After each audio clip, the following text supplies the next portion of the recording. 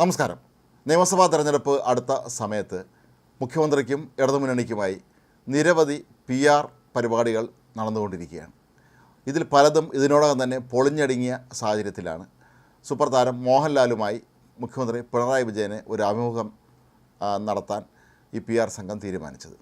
അതിൻ്റെ അടിസ്ഥാനത്തിലാണ് മോഹൻലാൽ തന്നെ നേരിട്ട് ക്ലിഫ് ഹൗസിലെത്തി മുഖ്യമന്ത്രിയായി നടത്തിയ അഭിമുഖം ഇന്നലെ സംപ്രേഷണം ചെയ്തത്. ഈ അഭിമുഖത്തെക്കുറിച്ച് ആദ്യഘട്ടങ്ങളിലൊക്കെ തന്നെ എല്ലാ കാര്യങ്ങളും അതീവ രഹസ്യമാക്കി വച്ചിരിക്കുകയായിരുന്നു. പിന്നീട് ഇതിൻ്റെ ടീസർ പുറത്തിറങ്ങുകയും അങ്ങനെയാണ് എല്ലാവരും ഇങ്ങനെ ഒരു അഭിമുഖം നടന്ന കാര്യം അറിഞ്ഞത്. മാത്രമല്ല, ഇത് ഏത് ചാനലിലാണ് പ്രദർശിപ്പിക്കുന്നത് എന്നുള്ളത് സംബന്ധിച്ചും ആദ്യം കൃത്യമായ വിവരം ലഭിച്ചിരുന്നില്ല.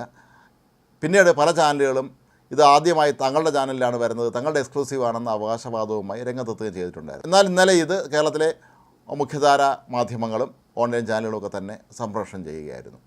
പക്ഷേ ഇതിനും ഉദ്ദേശഫലമുണ്ടാക്കാൻ കഴിഞ്ഞില്ല എന്നുള്ളതാണ് ഇപ്പോൾ സോഷ്യൽ മീഡിയയിൽ നിന്ന് ലഭിക്കുന്ന അഭിപ്രായ പ്രകടനങ്ങളുടെ അടിസ്ഥാനത്തിൽ നമുക്ക് മനസ്സിലാക്കാൻ കഴിയുന്നത്. സോഷ്യൽ മീഡിയയിൽ പലരും പറയുന്നത് ഇത് മോഹൻലാലിൻ്റെ മറ്റൊരു വാമനാപുരം ബസ് റൂട്ടായി മാറി എന്നാണ്. നമുക്ക് ഓർമ്മയുണ്ട്, മോഹൻലാലിൻ്റെ അഭിനയ ജീവിതത്തിൽ ഒരുപക്ഷെ അദ്ദേഹത്തിന് ഏറ്റവും അധികം നാണക്കേടുണ്ടാക്കിയ സിനിമകളിലൊന്നായിരുന്നു ഈ വാമനാപുരം ബസ് റൂട്ട്.